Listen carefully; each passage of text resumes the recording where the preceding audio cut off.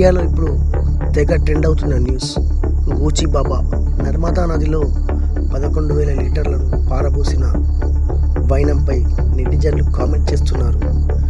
ఒకవైపు చిన్న పిల్లలు పౌష్టికాహార లోపంతో పాల లోపంతో చాలామంది తల్లడిల్లుతుంటే మూఢత్వంతో అంధవిశ్వాసంతో ఇలా పాలను గంగలో పారబోసిన ఈ గూచి బాబాపై చర్యలు తీసుకునే దమ్ముందా ఏ రాజకీయ నాయకులకైనా?